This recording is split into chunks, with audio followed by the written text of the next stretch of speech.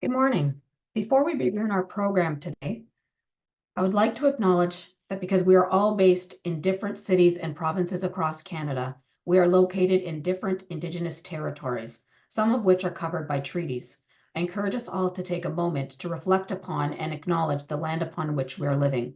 If there are Indigenous people attending this webinar, please feel welcome. My name is Elisa Scally. I'm a partner with Gowling WLG, practicing in the Employment, Labor, and Equalities Group.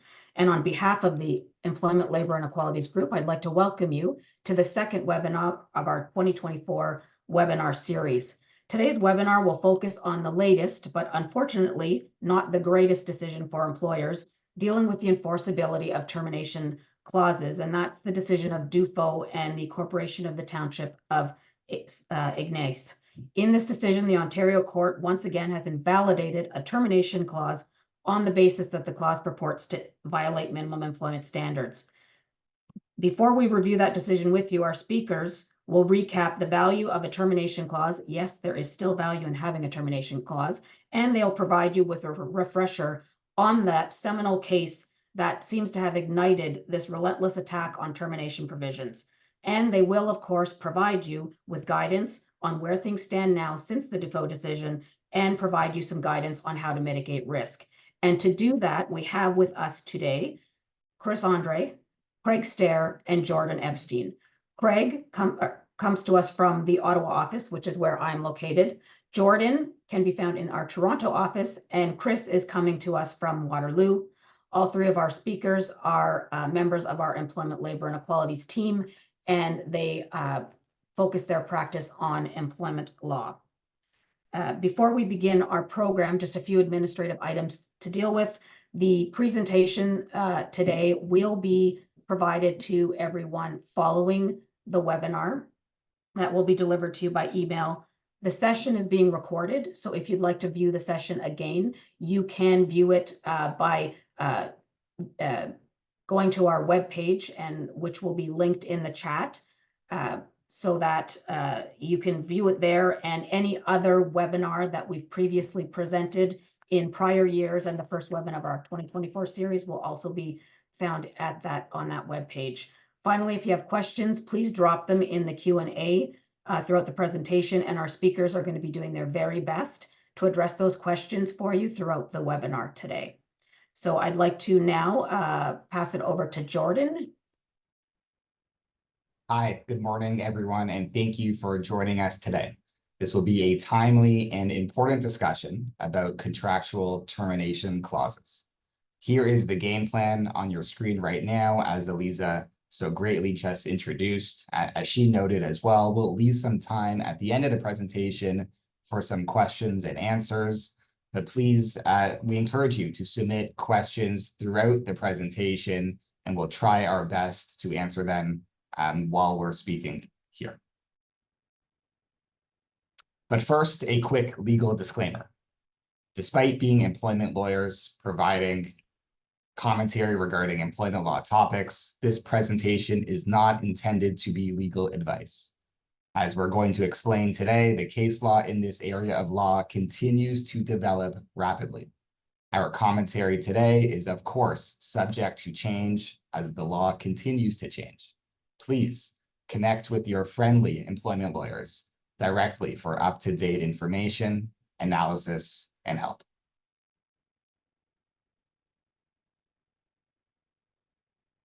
But before we review the recent case law developments, it's helpful to set the table a little bit. We want to provide an overview of some of the core principles regarding termination of employment in Ontario.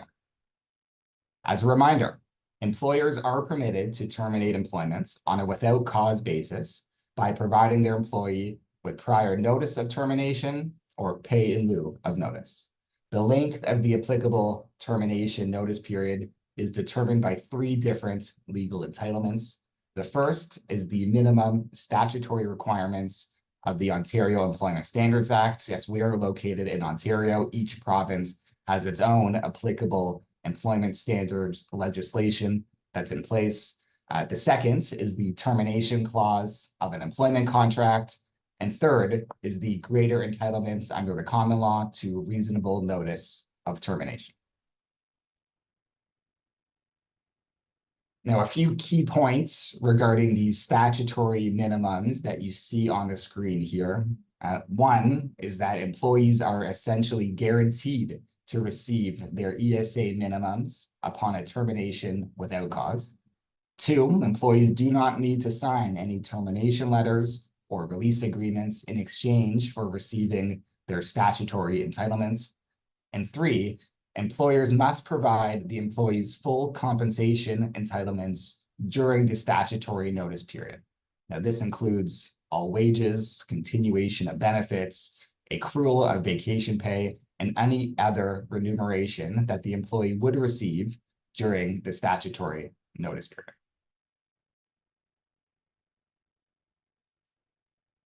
Now, with respect to the common law, there is an implied contractual term that employers are required to give their employees a reasonable notice of its intention to terminate employment. All employees are presumptively entitled to reasonable notice of termination under the common law in the event of a without cause termination. Now, the reasonable notice period under the common law, it can be significantly higher than the minimum statutory termination entitlement required by the statute. The notice period is intended to reflect the length of time an employee is likely to need to secure comparable alternate employment. The court looks at the following factors: an employee's age, length of service, character of employment, and the availability of alternate work. And if these factors sound familiar to you, they should.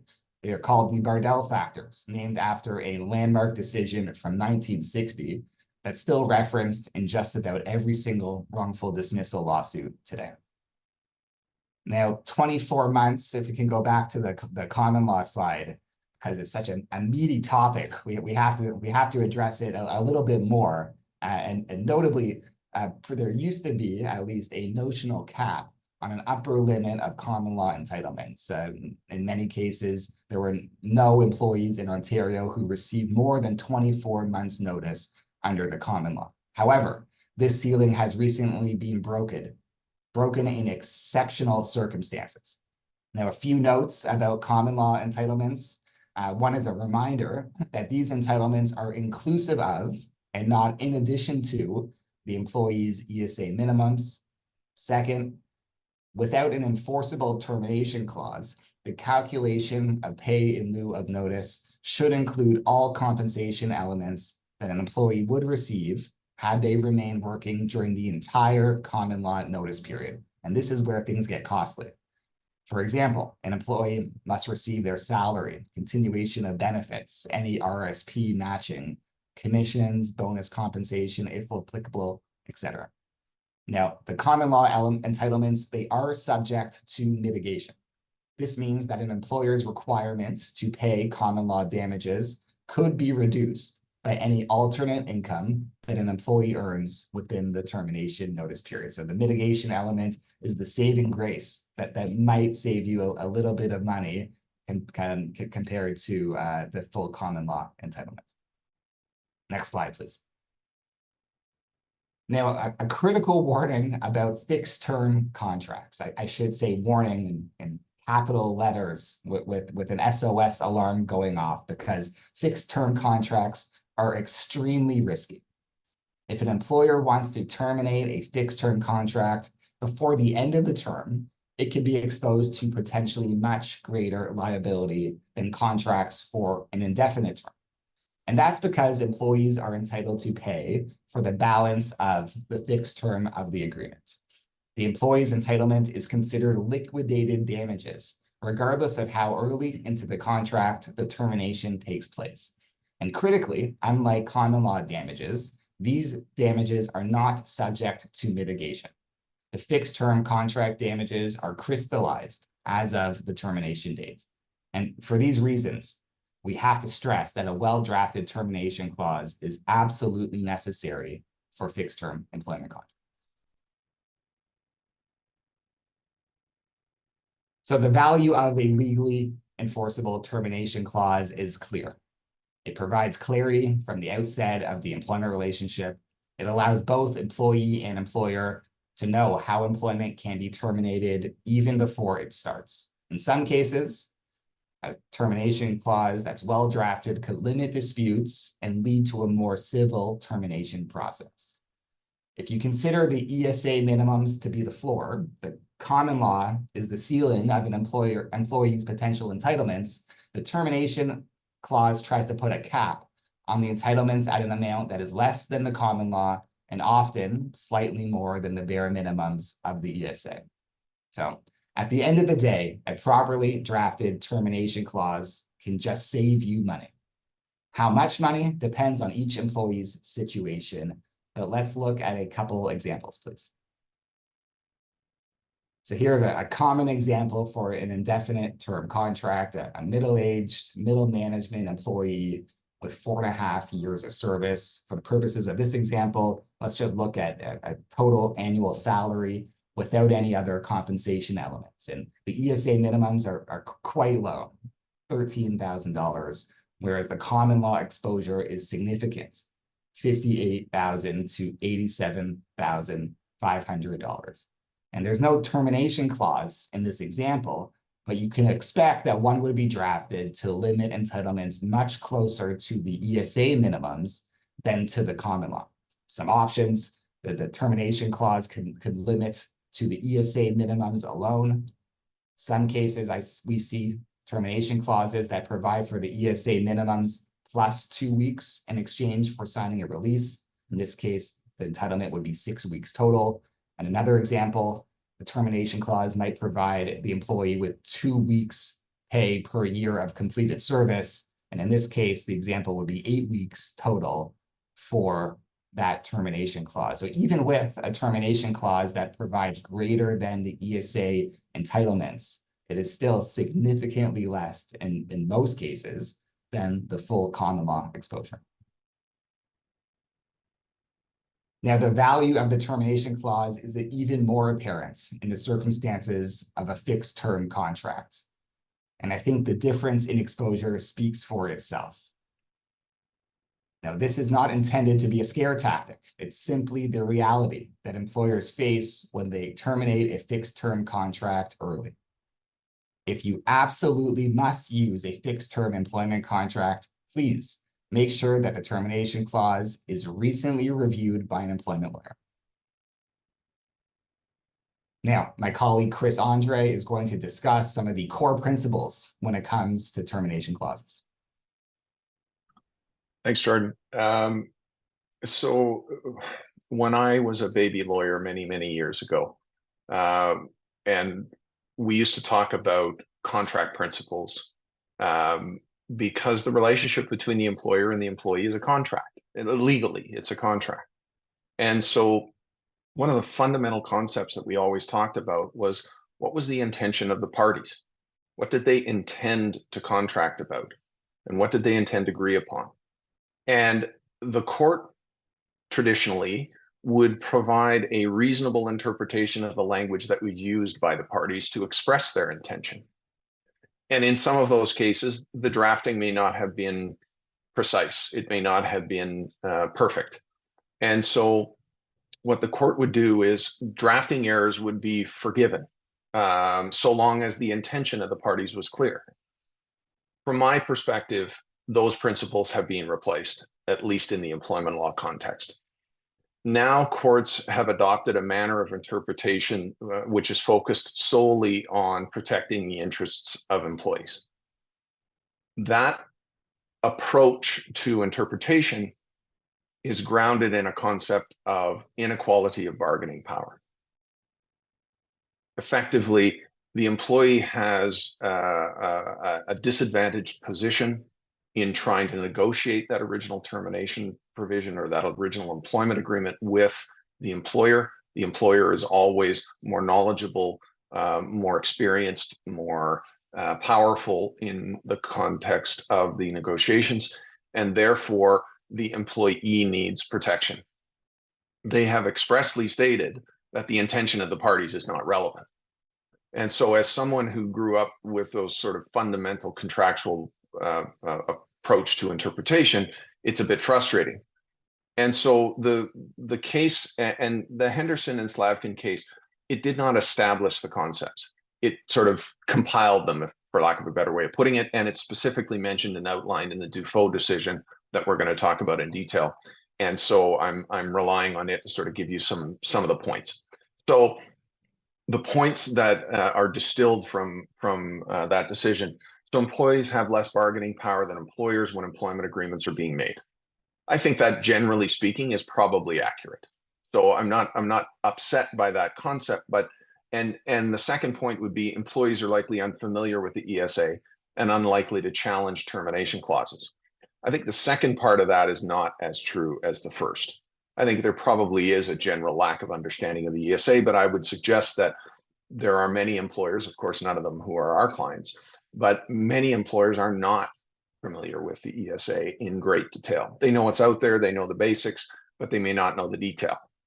And they certainly wouldn't have a working knowledge in most cases of the sort of niceties and the subtleties of that legislation. And so a third piece is the ESA is remedial legislation. And consequently, it should be interpreted in a way that encourages employers to draft agreements which comply with the ESA. That's sort of code for we are not going to be forgiving. If you do not draft, you as employer, do not draft your employment agreement so as to comply with the ESA clearly, then we are going to interpret it against your interests. And we're going to look for ways to find that it is contrary to the ESA with the consequences that follow. So at a high level specific to termination provisions, termination clauses will be enforceable only if the wording is clear. And the idea there is that employees should know at the beginning what their rights will be at the end. That's a fair way of looking at it. The challenge is the definition of clear and what a court finds to be clear and what a court finds to be reasonable if they should find some drafting errors. Another point is courts should interpret termination clauses so they give the greater benefit to employees. If there's any lack of clarity, it's always going to think of it as being rounded up rather than rounded down in favor of the employees. And sort of that last overarching concept of employment contracts are interpreted in order to protect the interests of employees. So there's always going to be a unlevel playing field, if I could put it that way. Another concept that I want to mention as part of this is it's not outlined in the Henderson decision, and that is the context of the execution of the agreement. What I would say is that context means nothing. So what the parties discussed, the level of sophistication of the individual employee, how much was negotiated, etc. All of that is irrelevant. And I would point to a case in the last couple of years from the Ontario Court of Appeal called Rahman and Cannon. And that was a case where the employee was highly compensated, very experienced, very sophisticated businesswoman. The employment agreement was heavily negotiated between the parties. It wasn't presented and then the employee signed. It was negotiated back and forth. In fact, the employee in that case had independent legal advice who was assisting her with those negotiations. And after termination, it was found that the employment agreement had a flaw in the drafting. The original motions judge found that the agreement, notwithstanding the flaw, was enforceable because the employee was sophisticated, understood, had ILA, etc. The Court of Appeal, when it went up to the Court of Appeal, they said that context is not relevant. So there's an example of the situation being the context being unimportant. So next slide, please. So I'm going to turn it now over to Craig to talk about that Waksdale decision that was alluded to earlier. Right. So just to emphasize again, when we're looking at employment law, I mean, there was a time when it was clearly contract law, a special kind of contract law, but it was very clearly contract law. Where the courts are trying to ascertain what the intention of the parties are in each of the applicable clauses that were being interpreted. And at a certain point, we've seen a bit of a shift away from that. And on the way to discussing the Dufault decision, which is the most recent sort of big decision in this area dealing with termination clauses, it's worthwhile to make a bit of a pit stop back in June of 2020 when the Waksdale decision came out. So in the case itself, the facts are relatively non-complex. We've got Benjamin Waksdale, who's terminated without cause. There's an employment contract, there's a termination clause. And we'll come back in more detail to what the arguments were in this particular case, but just setting it up at first instance, it was brought as a summary judgment motion, which is not uncommon when dealing with uncomplicated cases where there's not really anything that's contentious in dispute. In this case, the language needed to be interpreted. And so the focus was the termination language in the contract. And the argument on summary judgment was that the with cause provision, notwithstanding it was a without cause termination, but the with cause provision in the employment agreement was unenforceable because it violated the Employment Standards Act. And then therefore, as a result, the without cause termination provision should be bumped as well. That was the position that the plaintiff was taking.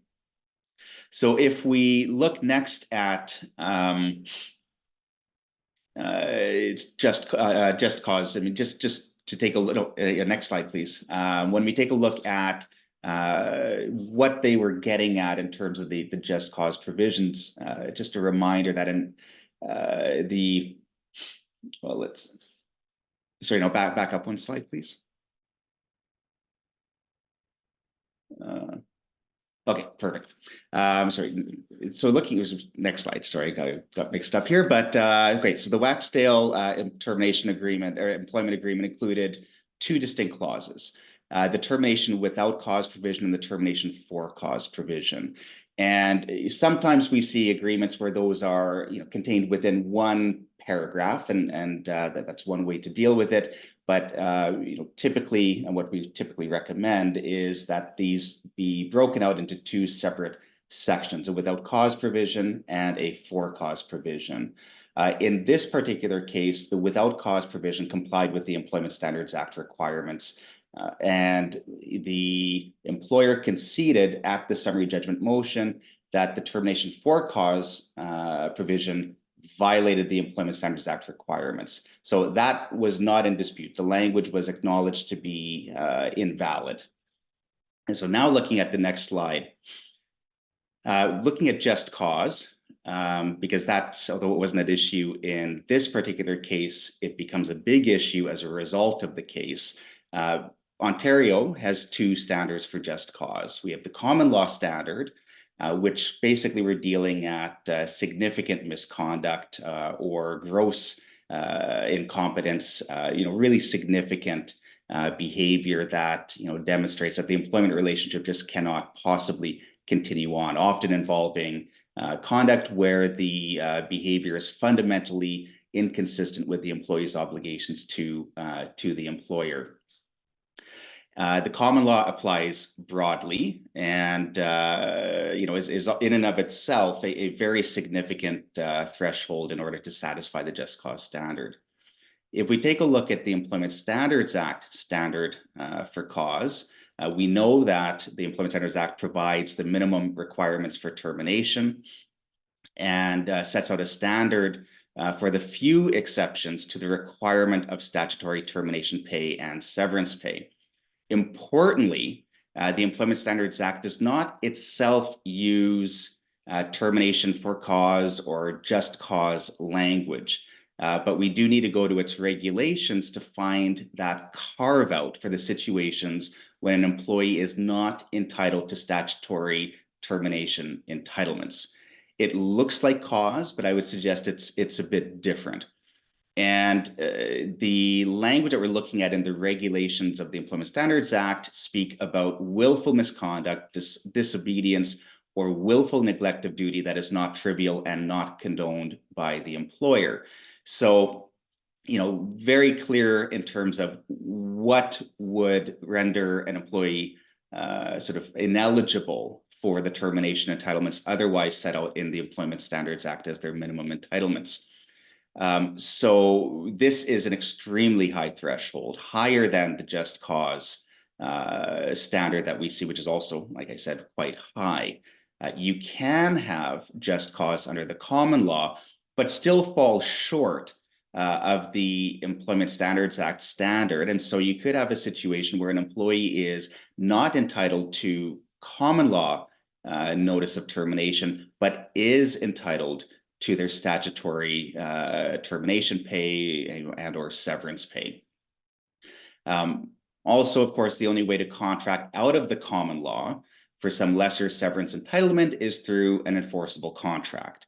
But the provisions must at least meet the minimum standards of the ESA or else will be unenforceable.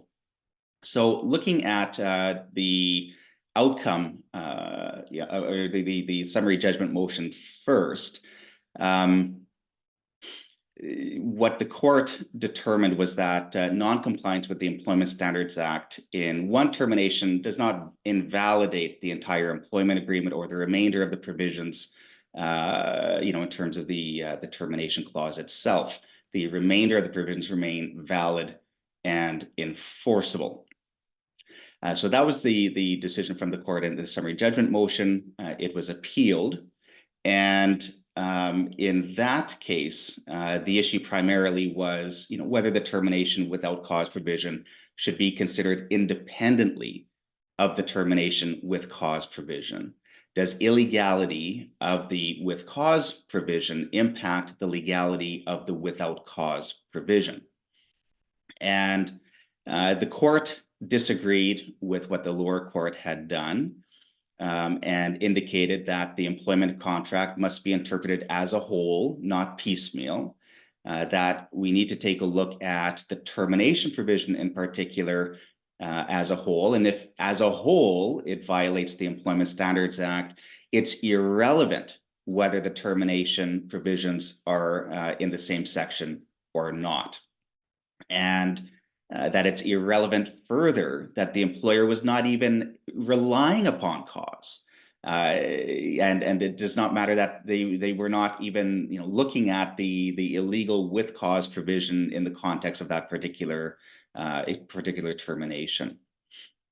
So, you know, what we're seeing at play here and from the court is, you know, I think a leaning into you know, what Chris had shared about the Henderson case, talking about the power imbalance.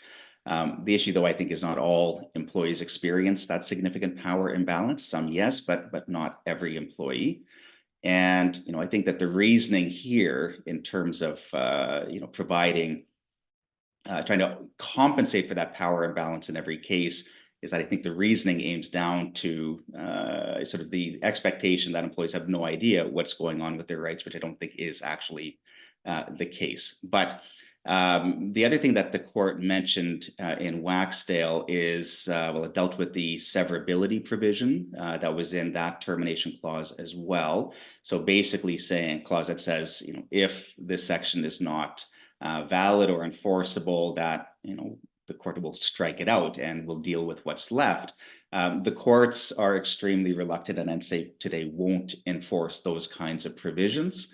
And it leaves sort of the question also, what about saving provisions, right? Where the language in the employment contract says that in no case will the employee receive less than their Employment Standards Act entitlements, right? Is that language something that can be relied upon? And I would say not likely, given what we've seen from Waksdale and since. So looking at the impact of this particular decision, we see that the pendulum is continuing to swing in favor of the employee. And as we'll see in the Dufault decision momentarily, it's continuing to swing towards the employee. When we'll hit the breaking point, I'm not sure. When it will start swinging back to management rights, but this decision, Waksdale, has had an impact over the last few short years. Courts outside of Ontario, importantly, are not required to follow Waksdale, but the Ontario Court of Appeal decisions tend to be persuasive, across the country. So there may very well be, and I think we have seen broader impact. We know now that the courts will be reviewing the termination provisions as a whole, regardless of where these provisions are contained in the employment agreement themselves.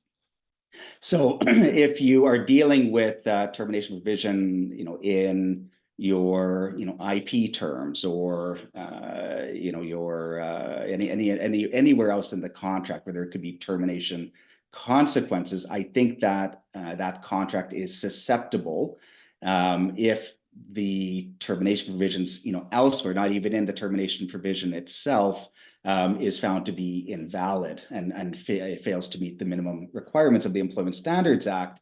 I think that there's a real risk that the termination clause itself could also be bumped as a result, even if not itself flawed.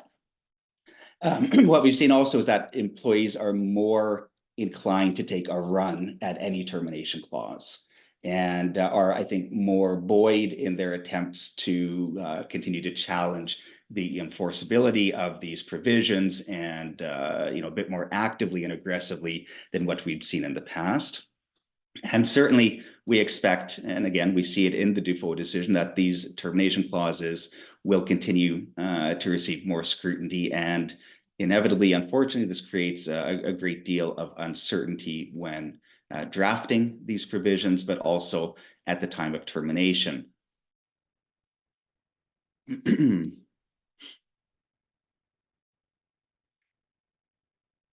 So I think I was going to talk about sort of the legal landscape after Waksdale, and Craig has mentioned it a little bit in terms of what we see that's different in our practice, I guess is what I would say. I'm going to talk primarily about sort of the termination part. We're going to talk later about drafting. So I think one of the things that I have noticed, and I think my colleagues have as well, is the struggle to minimize liability for employers in the face of an illegal provision. That struggle is more difficult. And so what you will have is you'll have a provision in the agreement, and you will be trying to defend the enforceability of that provision. I think that we previously had optimism, I think, is what I would say about the chances of success. There was some optimism that if you had a judge who was not inclined to do everything in favor of employees, if the context of the execution of the agreement was favorable to the employer, going back to that Rahman case that I spoke about earlier, in terms of the person was sophisticated, so they weren't in an inequality of bargaining power, they had independent legal advice, etc. If you had those facts, you had more optimism that that agreement would be interpreted to be enforceable. On the flip side of that, to some degree, is the sympathy for the employee. What level is the employee at? What's the level of sophistication? What's the consequence to the employee? Jordan showed you earlier, a long service older worker might be entitled to many, many months of notice at common law, but by agreement may have been limited to, 8 weeks or 4 weeks of payment under the ESA. That sort of distinction between those two outcomes would create some sympathy for the employee, and therefore would one would think sort of incline a judge to sort of try hard to find in favor of the employee. And another thing would be how the language reflected on the intent, reflected the intention of the parties. Was it clear what it was that they were intending to agree upon, or was it somewhat vague? All of those things we would sort of look at and say, geez, I think I might have a decent chance at it. Now, after Waksdale, I think those shades of gray, that optimism, I think has largely disappeared. I have myself When I've been interacting with opposing counsel, I've said, well, explain to me why this clause is unenforceable or violates the ESA or is contrary to Waksdale. And the response is sometimes, I'm on for the employee. That's my legal argument. I'm not going to parse the language of the agreement. I'm just going to say I'm on for the employee, and there's some ambiguity in this clause. Set it aside and award common law. So when we're advising employers pre-termination, the risk of an illegal provision has to be considered. It is likely going to affect the offer. And by that, I mean, it's likely going to be more generous than the employer might have otherwise been. You can, if you've got a provision, but you have concluded that it is unenforceable, of course, you can simply terminate it in accordance with the agreement. That would seem to be a relatively high risk approach, given the fact that you've concluded that it is a troubled clause. What would be more typical, I would say, is something that says, under the agreement, you're entitled to X, but we're prepared to pay you something greater than X, however much greater would be up to the employer to decide. But it's likely going to be greater. It's likely going to be more generous.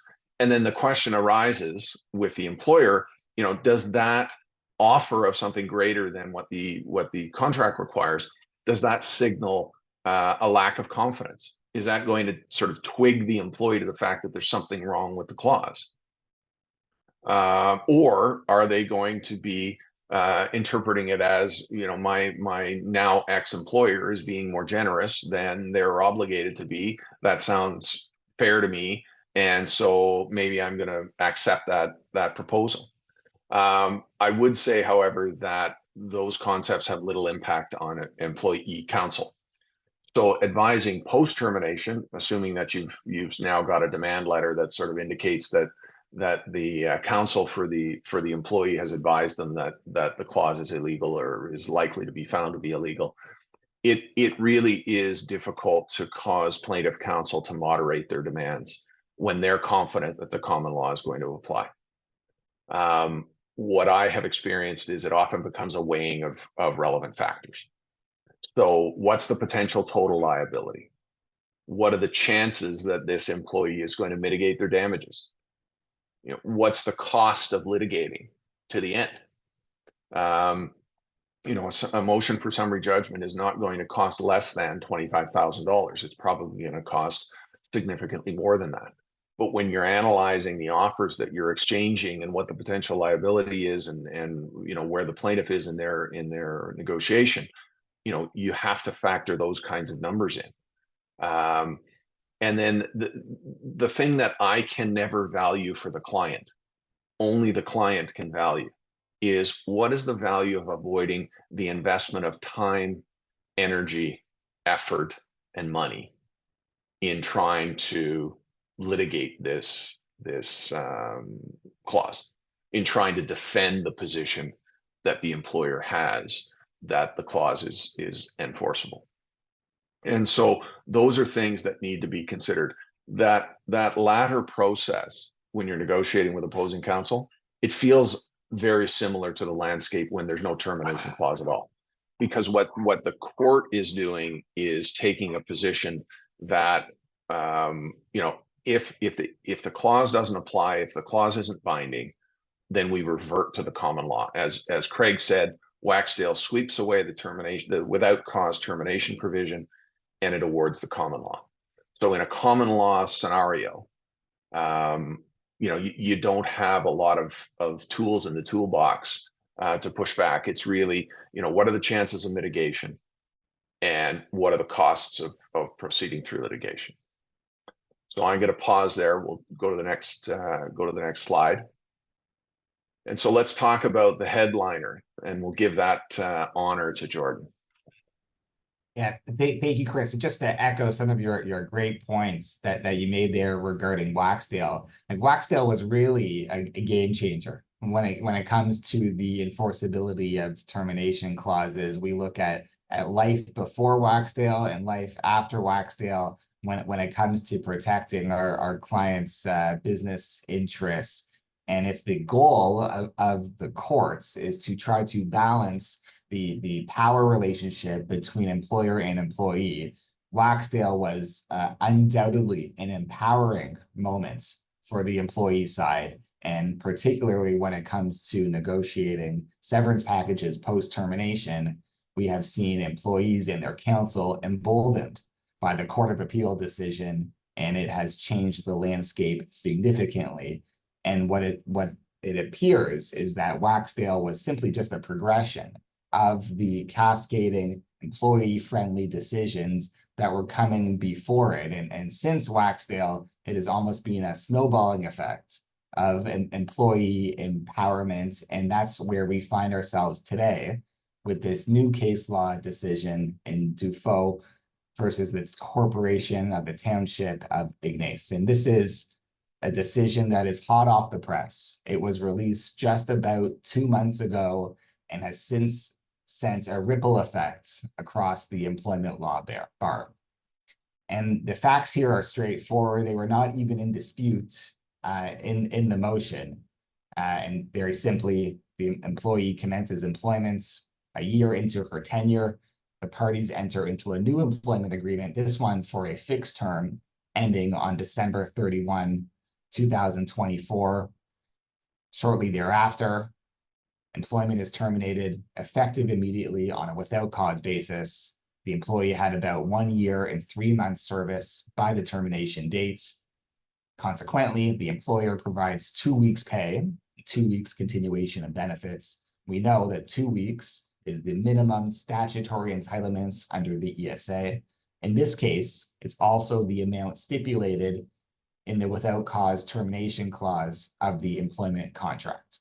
Of course, the employee alleged that the termination clause is unenforceable, and because this is a fixed term contract, the employee sought damages for the remaining 101 weeks pay under the fixed term.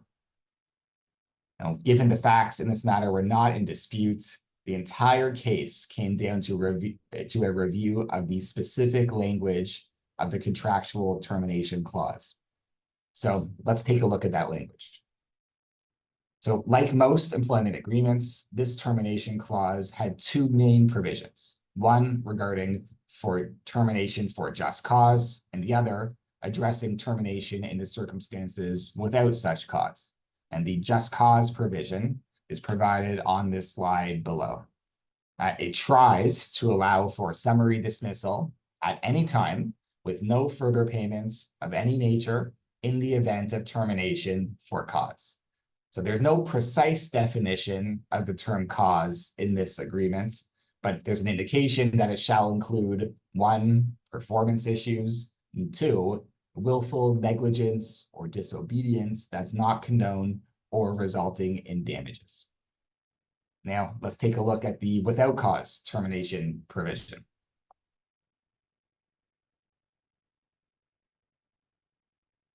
This clause, it tries to allow the employer to terminate at any time in its sole discretion by providing 2 weeks base salary per full year of service up to a maximum of 4 months, or the entitlements of the ESA if greater. This is relatively common language and a relatively common contractual termination clause that we see often.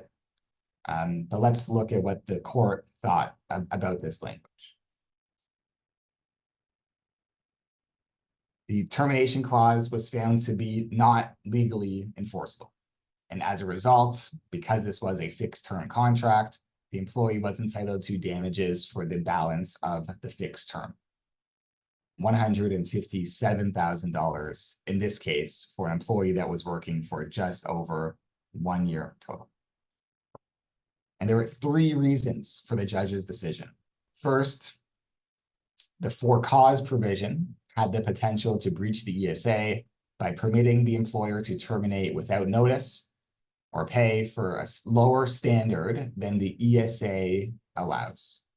And we know from the Waksdale decision that Craig reviewed that it's improper to say that an employee will not receive any pay if terminated for just cause. Now, this provision in particular is even worse because it tries to permit summary dismissal for things like poor performance, which we know you got to pay an employee at least their ESA minimums, even if they are a poor performer. Now, second, the without cause provision attempts to limit employees' entitlements to base salary only. The ESA clearly indicates that an employee should receive their full compensation entitlements during the statutory notice period, not just base salary. It could or should, if applicable, include commissions, vacation pay, etc. Now, the reasons 1 and 2 to challenge the for cause termination provision and the without cause provision, these are all relatively settled law, at least until or since the Waksdale decision was released. Now, the landmark game changer with respect to this decision comes in the third reason from the judge. In the judge's view, the termination clause improperly gave the employer the sole discretion to terminate employment at any time. Now, this is the first time that we've seen a decision that a termination clause has been invalidated for the inclusion of the words anytime at the employer's sole discretion. With respect to this language, the judge found that the ESA prohibits the employer from terminating an employee on the conclusion of an employee's leave or in reprisal for attempting to exercise a right under Section 74 of the Act. The judge felt that the words anytime and at the employer's sole discretion might suggest that the employer has a right to dismiss employees on an absolute basis.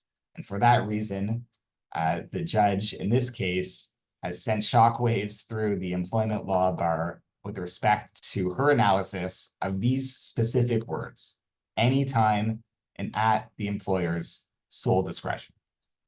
And now Chris is going to tell us what he really thinks about the judge's decision here. Thanks, Jordan. As many of you would know who've attended these in the past, I can get a little intense about these kinds of decisions, and this is one that is right up there. So I want to make a few points. One is, as Jordan properly outlined, there's 3 reasons for the decision. The first is the for cause clause violates Waksdale. Well, from my perspective, after the decision to invalidate the without cause provision based upon Waksdale and the violation of the for cause provision, all of the other comments by the judge, from my perspective, are what is termed from a legal perspective obiter dicta. And what that means is the Latin phrase that says it's not part of the reasons for the decision, and therefore, at least in legal theory, it's not supposed to formally create a precedent, which means it's not binding on future judges to follow that portion of the decision. That doesn't seem to be how it is likely to be interpreted. It's certainly not how counsel for employees are interpreting it.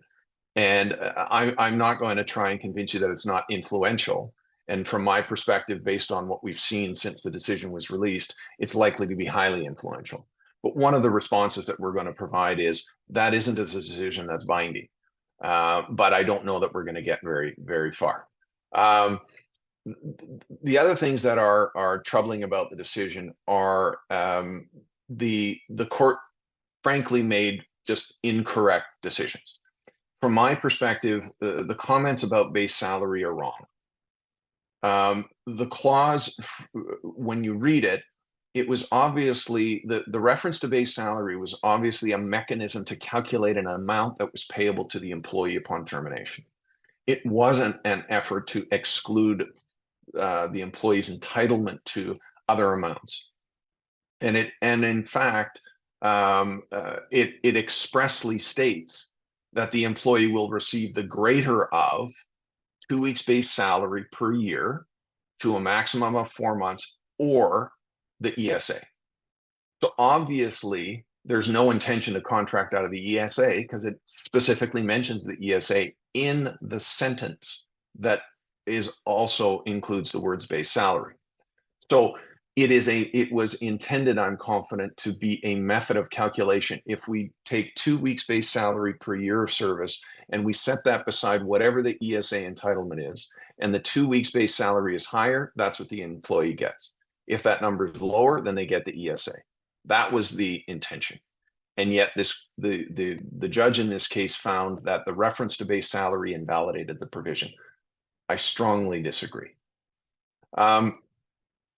Now, what was interesting is the court chose not to criticize the payment of the amounts by way of salary continuation.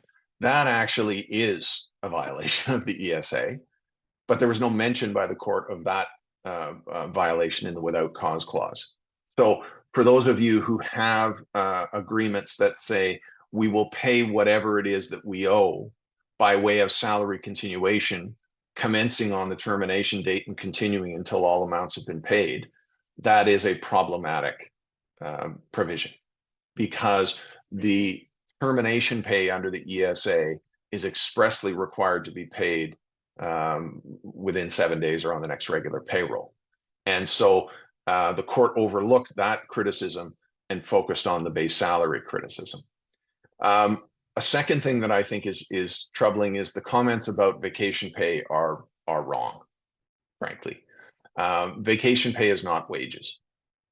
And I don't say that because that's my opinion. I say that because the ESA expressly says that vacation pay is not wages. And so from that perspective, I think that there's a problem with the decision by the judge in this case. The other thing I would say is that there was no mention of vacation pay one way or the other. And there's numerous cases that say silence about a ESA entitlement does not mean that the employer is trying to contract out of that entitlement. Rather, it simply means that they're silent. The implication being they will comply with whatever it is that is required under the ESA. The third thing that I'd like to talk about is the clause did not comment on wages earned to the date of termination. And so the comments the court made about sick pay and 5 days of paid leave, those are just difficult to understand. And I would say that because they're not traditionally wages. They're amounts that would be payable to the employee if the employee were sick. They would get those wages. They would be entitled to paid leave the same as they would be entitled to vacation, which is a form of effectively paid leave.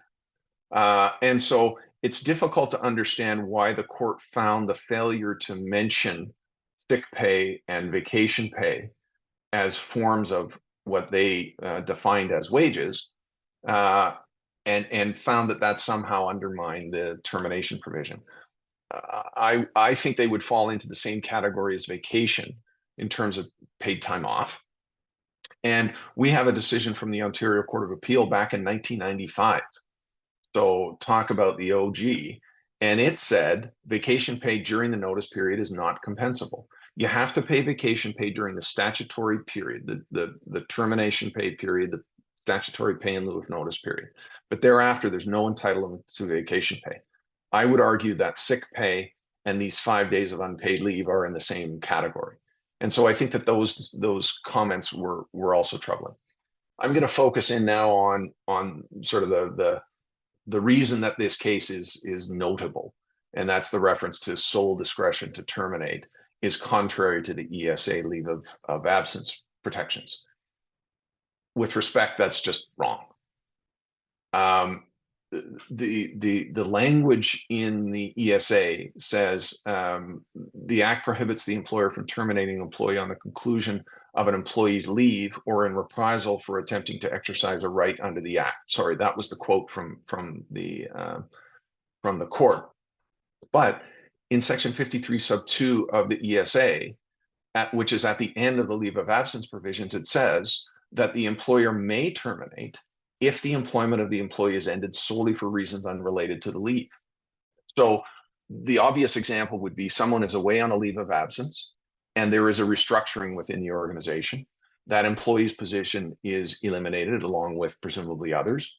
And that person is selected for termination, not because they were on the leave, but because they were in the role that has now been eliminated. So in that circumstance, their employment has ended solely for reasons unrelated to the leave. And that is not a violation of the ESA. So from my perspective, that language is just fundamentally wrong and ought not to be creating the additional fuel for the courts to invalidate employment agreements. I think the points that I've made around this case, those are examples of the mindset of this judge and others when it comes to the enforceability of provisions and really the motivation to sweep away without cause termination provisions and award common law. That seems to be the goal in most of these cases. So I'll pause there and we can talk now. Next slide, please. Jordan. So now what? Looking at where things stand, how do we respond to this, or what do we need to respond to rather? And the challenge, one of the big challenges, as Chris mentioned, is how the courts go about interpreting termination clauses. Before, some of you may remember the Uden decision from, well, a few years ago, pre-Waksdale. And I would say it was the sort of most recent, I wouldn't even call it a high watermark, but the court simply said, you know, we need to interpret these clauses in a manner that does not seek out the most sort of, well, let's say, ridiculous result, right? The most, we should be looking for an interpretation that is implausible or not likely what the parties intended. And I think that that's what we've been seeing time and time again from the courts, is a bit of a scavenger hunt, right? How do we find a way to, in you know, any way that this might invalidate minimum standards, and if we find it, then we're going to hold that the clause is unlawful. So that is something we continue to deal with moving forward, is that potential risk. So drafting these clauses at the outset, you know, creates a bit of a challenge. It's difficult to guarantee, right, that language is going to be enforceable, you know, for the next 5 years when, you know, we see these unexpected decisions. So it starts right at drafting, is in terms of so that's the requirement, is we need to take, I think, this, you know, a similar approach to drafting, but we need to sort of keep in mind that there's going to be this additional challenge potentially to the language. In terms of where the law is, Dufault is currently the law of the land, or at least, you know, that's how it's being pushed by plaintiffs' counsel. And also, I should say, it's, at least in Ontario, going to be, I think, perceived as the new standard. The decision, as we understand, is being appealed. Council is looking or asking the court to also revisit the Waksdale decision. I'm not confident that that's going to take place in any kind of meaningful way. Waksdale continues to be very popular with the court. I understand that it's been cited, you know, nearly 50 times since its release. So, you know, the court, you know, we hope might moderate it a little bit, but we think that that is a tough hill to climb. Our view, as Chris shared, is that the Dufault decision is simply wrong. But we have to address it, we have to respond to it, and we have to anticipate that it's going to be raised, of course, whenever there's a termination, relying upon a termination clause. We do not think that it's likely that the Court of Appeal is going to overturn Dufault in its entirety. I think our best hope is that we will get some better clarity and perhaps a moderation or a scaling back in terms of what the court has said, particularly in the areas that Chris referred to as being obiter dicta, right? We think sort of commentary outside the core of the decision.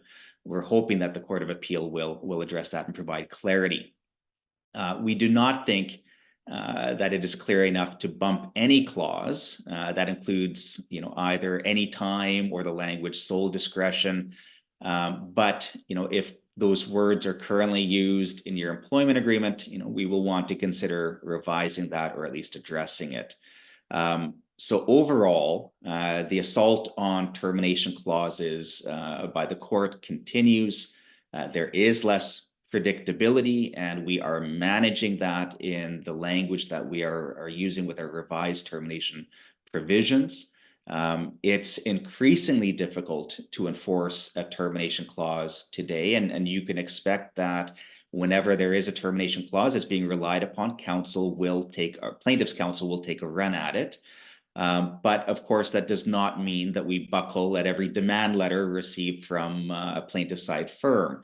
Where there is, in our view, good language, we do think that there is value in depending on the other practical considerations, but in holding the line and insisting on a reasonable and practical interpretation of the language at issue.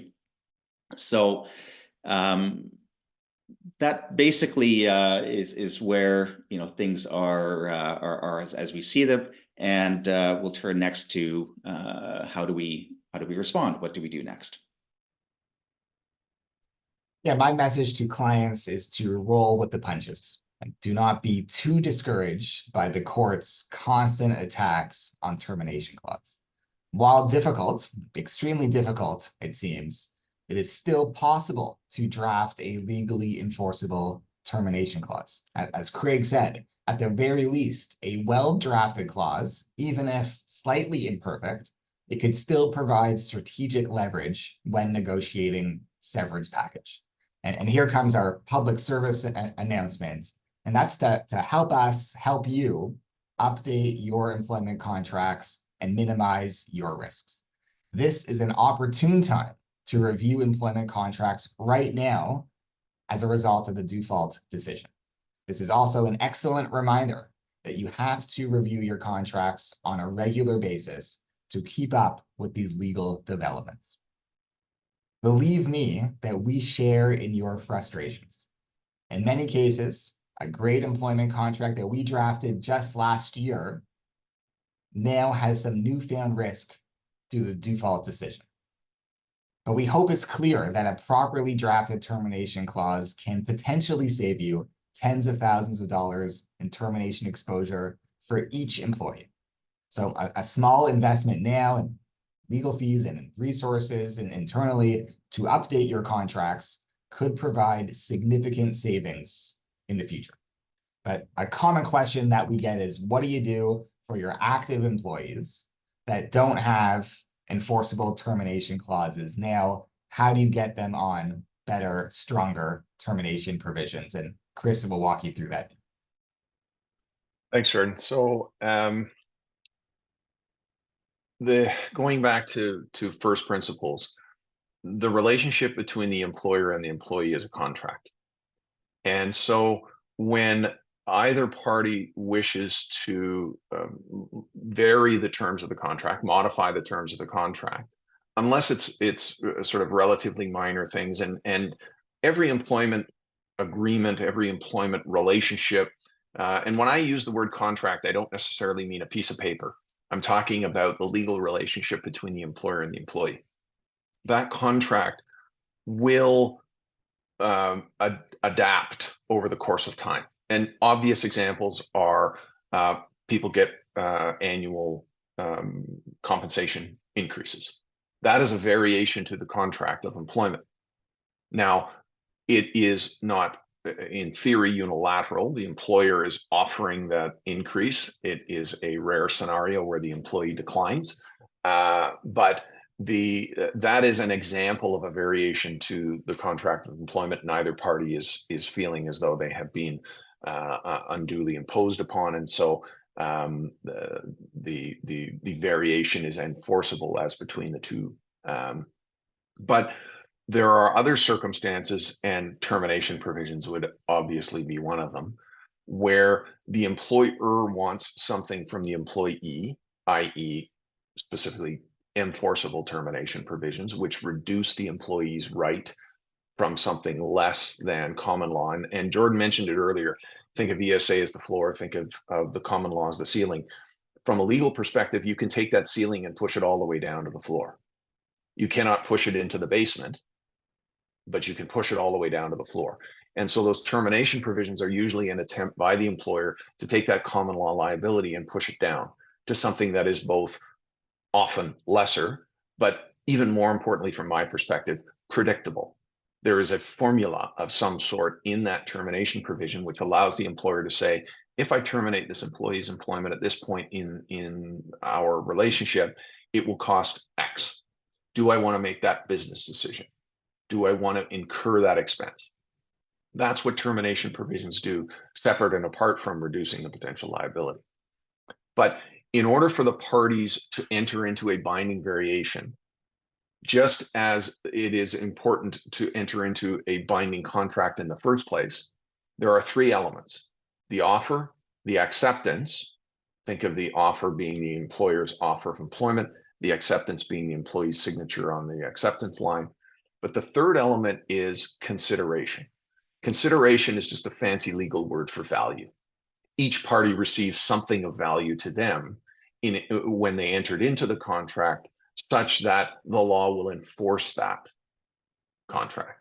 Because absent consideration, a court will not enforce that contract or that variation, as we're talking about in this case.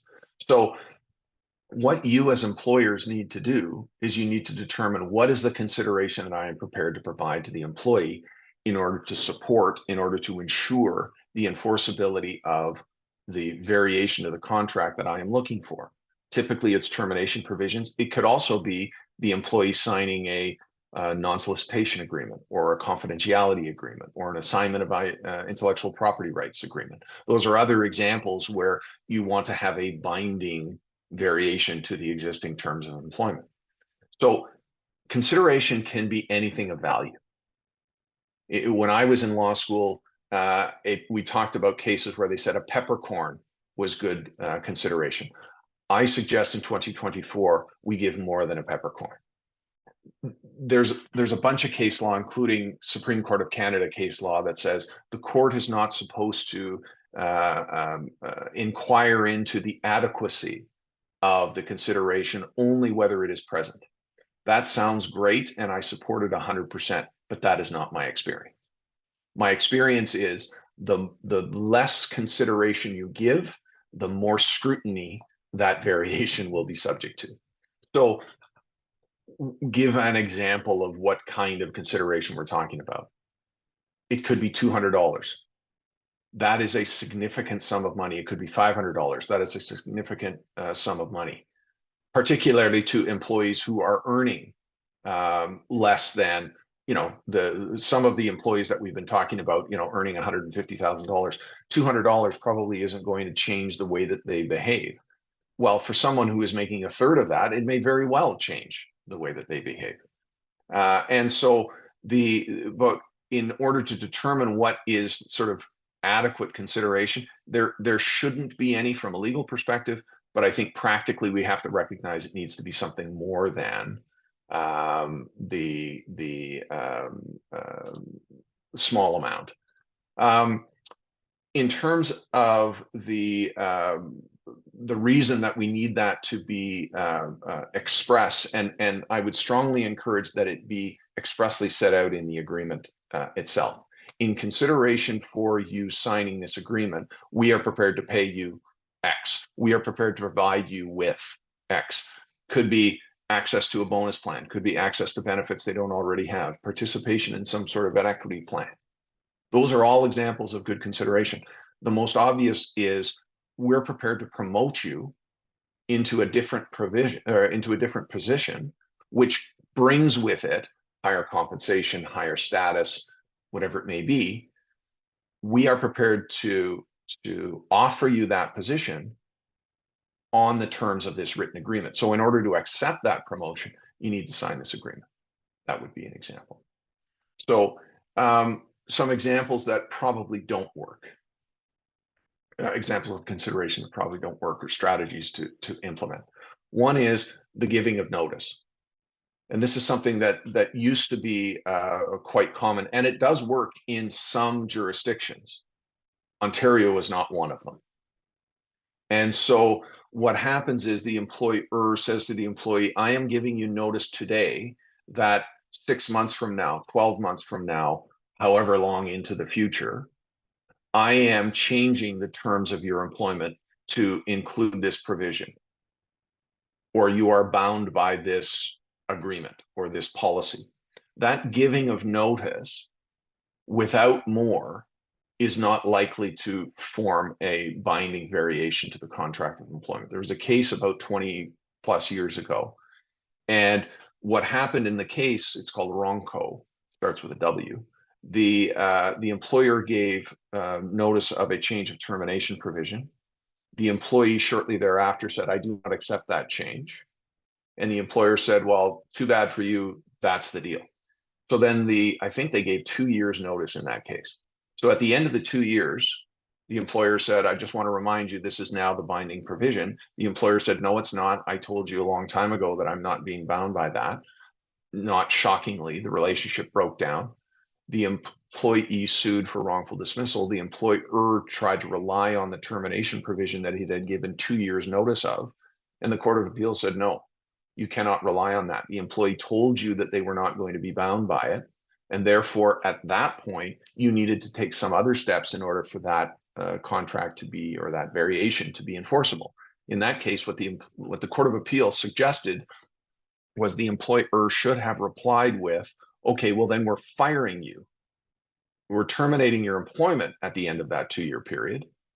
And we may or may not offer you employment on the terms which include that provision that we're trying to enforce, we're trying to implement. But that should have been, the court said, what the employer did. Obviously, it didn't. That sends shivers down the spine of HR folks, the idea of threatening to terminate. But according to the Ontario Court of Appeal, that is a method of implementing a variation of the contract.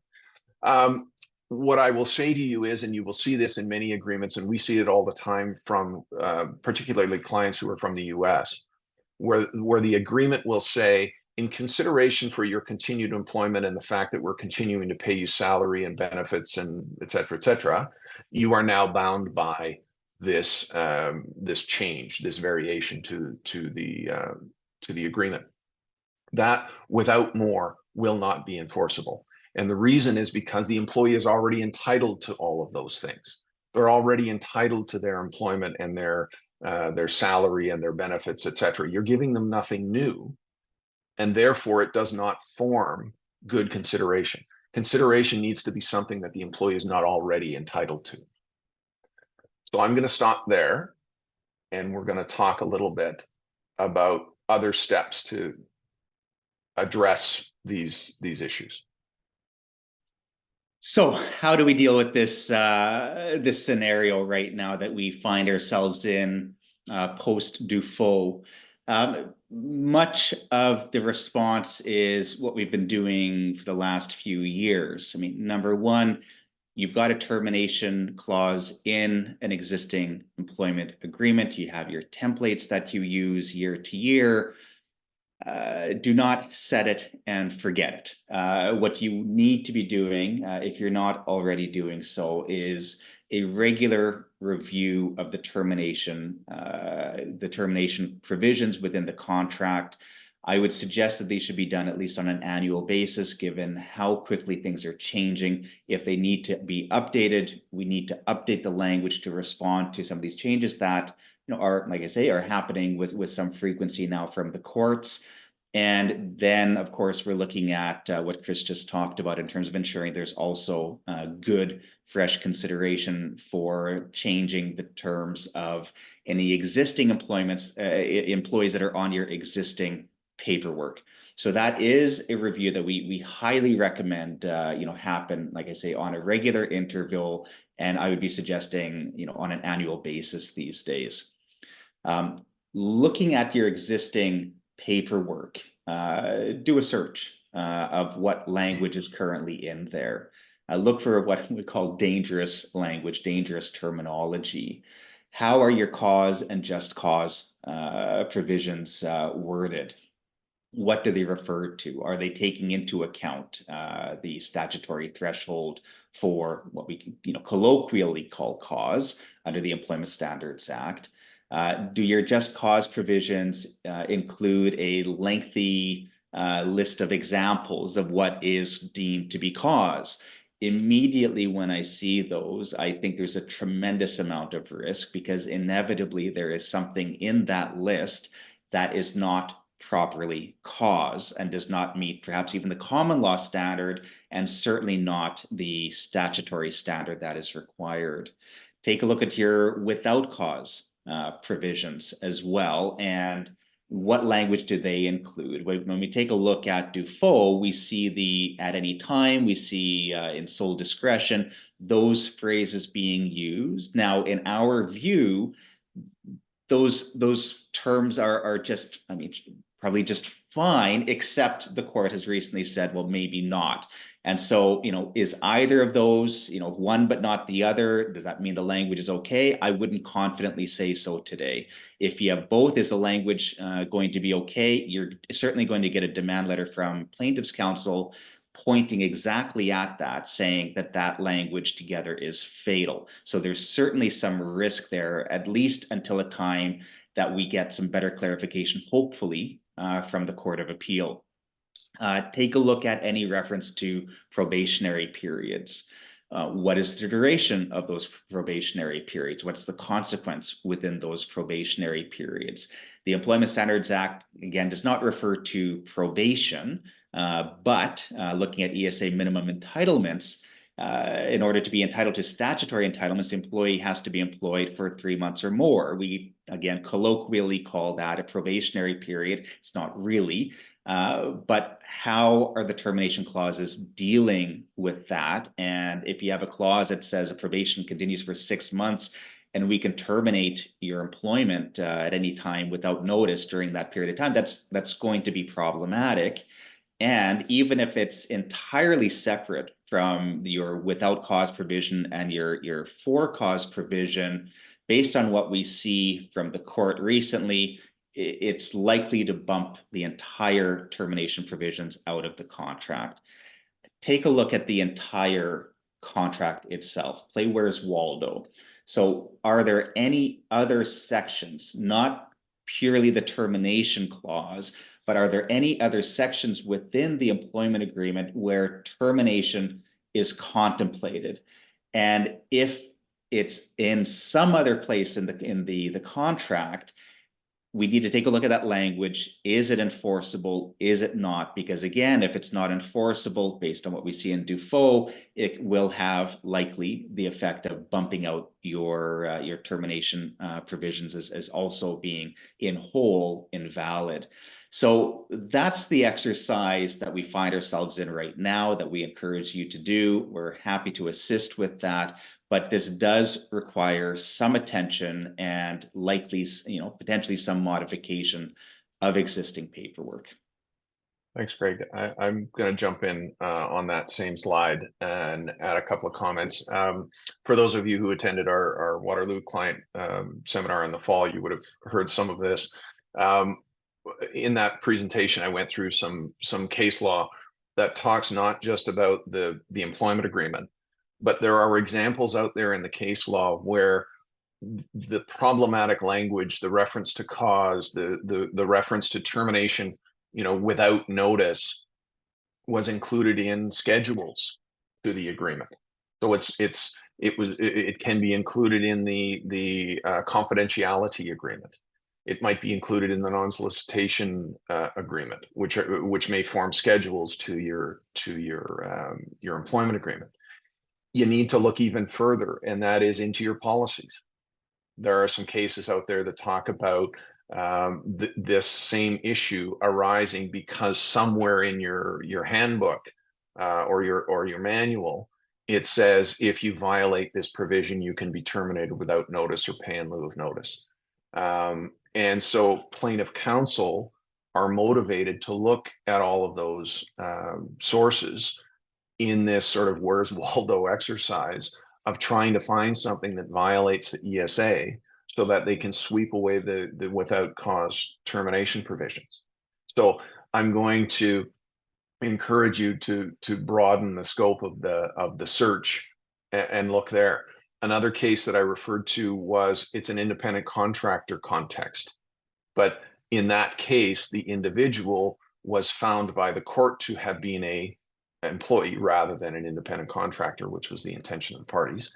And so there was within that agreement a termination provision. So when you combine the conversion of this independent contractor into an employee and then a provision which violated the ESA, the termination provisions in that independent contractor agreement fell away. So you need to broaden the search for these potentially dangerous provisions. Second thing that I wanted to talk about was, don't put too much hope on the language in perhaps your current agreement, which says, subject to the Employment Standards Act, we can terminate your employment for cause without notice or pay in lieu of notice. The intention, obviously, of those first few words was, if the ESA means that you're entitled to notice or pay, we would do that. We would give you the notice or the pay. So subject to the ESA, we can terminate you. So it's sort of an exclusion or a carve out in favor of the ESA, and then the balance would apply. There's case law that goes against that kind of language. I feel strongly that case law is not correct, but you would have noticed a theme about me disagreeing with some of the case law. So I would encourage you then to not put too much weight on that. If it's an existing agreement and that's what it says, well, that will be what we would argue. But going forward, I'm not sure that I would rely solely on that kind of language. You know, the last thing, and Craig touched on it, was sort of distinguish between willful misconduct and cause. We've got to make that distinction. We've got to ensure that that is there in order for this to be an agreement that we can rely on and make business decisions. I mean, going back to my point earlier, the point of employment agreements is to allow the employer to make a business decision. If I decide to terminate this person without cause, what's it going to cost? And then close the personnel file and say, do we want to make that choice? Do we want to make that decision? Do we want to implement that? And without that certainty, it's a bit of a guessing game for the employer. And that's, from my perspective, disappointing, and in some cases, as in some of the cases we've mentioned, unfair. So I think now we should sort of jump in on the questions.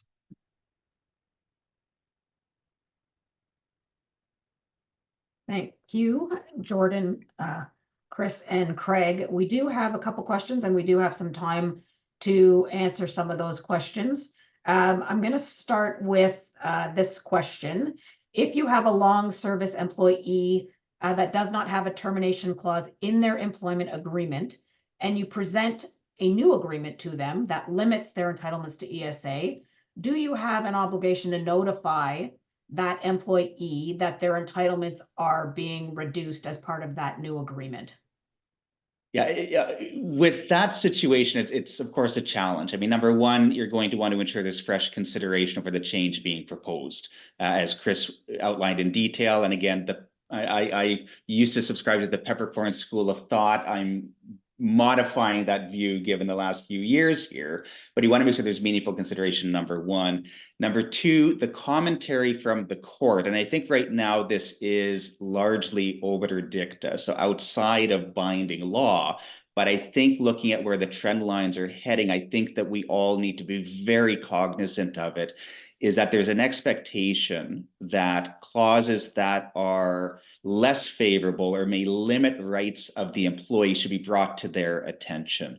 And so, often, what you will do is put a, place for an initial of the employee beside the clause. We'll spell out that this is a limitation of your rights. I think that it would be prudent, especially when dealing with dealing with a long service employee, that change in particular be drawn to their attention, and that it be flagged that this is a limitation of what their rights otherwise would be. And if I can add to that, I agree 100% with Craig, but I also think that there are ways to present that kind of a change, unless you're taking them from 24 months to 8 weeks, it's going to be hard to sell that as a positive thing. I do think, though, that there are ways to introduce that concept in a way that is not wholly negative for the employee. And it's two ways. One, we are committing to a number that is fixed. There will be no, backing and forthing. There will be no negotiating. There will be hopefully no lawyers involved. That's always the goal, I'm sure. And so you and I are agreeing that this is the number. And then once we've agreed to that, that's what you will get. So you won't have to get involved with lawyers and sue your former employer and be involved in that exercise. The second reason that it is favorable to the employee is it's not subject to mitigation typically. And I would encourage you in that scenario not make it subject to mitigation. And so by that I mean, your common law right might be greater than what it is that I'm offering you under this agreement, but your common law right is subject to mitigation. If you find another job, every dollar you earn in that new job, in the vast majority of cases, is one less dollar that I owe you. And so your entitlement from me will be less. Whereas in this clause, I'm agreeing to pay you this amount. And if you find a job the next day, you still get this amount. So to the person who is asking the question, I think yes, but I think that there's more than simply saying, hey, we're really gaining an advantage here. Just wanted to let you know. I think there's more that can be and should be provided to the employee. And I think it's also helpful if it's part of a broader change to the paperwork across the board, right? If you can tell this employee, you're not being targeted. This is a change we're implementing, we're updating, modernizing our paperwork, that can have a practical effect of encouraging the employee to go along. Plus, what Chris had mentioned as well, I think this is helpful. And so what happens if an employer asks an employee to sign this fresh contract that's limiting their entitlements, provides them with or offers them consideration, a lump sum cash payout, and they decline to sign? Well, in the immediate sense, they won't receive the consideration. If the offer is a one-time signing bonus, they won't get paid. If the offer is a raise, they won't get the raise. And here is where there is some art form to what the consideration is. It really ought to be something good that the employee is going to want to accept in exchange for signing the contract. And while you might get lucky by limiting the consideration to a low value, you want the employee to sign the contract. The value to the company in the executed updated termination clause is usually much better and greater than whatever the signing bonus or raise could be. So in the short term, the employee doesn't get the consideration. Then it's up to the company to decide, what do you do with this employee who is on an outdated employment contract and doesn't want to sign your new agreement? That could lead to bigger questions and bigger considerations. But for the short term, they just don't get paid or receive the additional benefits of the offer. Yeah, we look at the decision that Chris mentioned earlier, the Ronco case, which is a few years old by now. And I think you're in a Ronco dance at that point in time. You can't force the change in the contract term without, I think, potentially risking a constructive dismissal. I think a termination clause is a key term of employment. That's my opinion.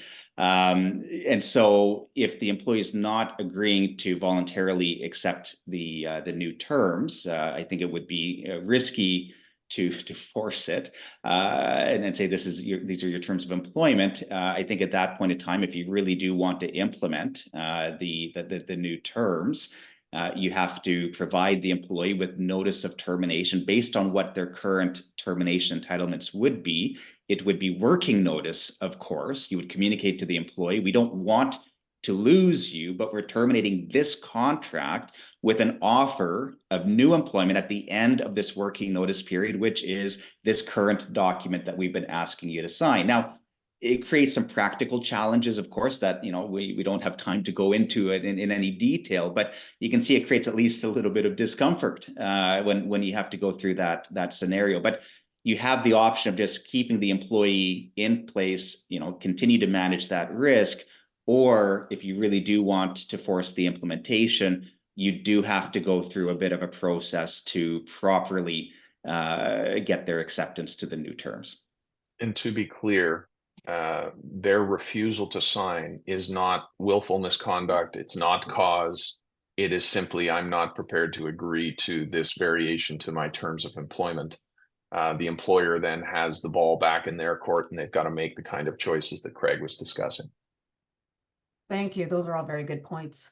And we are at our time for today. So I would like to thank Craig, Chris, and Jordan for an excellent presentation. We hope everyone found it very informative. And if you have any questions or require assistance reviewing your employment agreements, please reach out to the Gowling employment lawyer that you're currently working with. And if you are not working with a Gowling employment lawyer, feel free to reach out to any of our speakers or any of the other members of our ELA team. We'd be happy to help you. Now, your feedback is always very important to us. So if you could take a few moments today, it'll be quick, to complete our survey. You can access the survey by holding up your phone and taking a screenshot of that QR code. We would greatly appreciate it. And we have our next webinar coming up in May. We will be sending out our invitations for that webinar very shortly. So please keep an eye out for those, for that web invite. And I wish everyone a wonderful day. Thank you.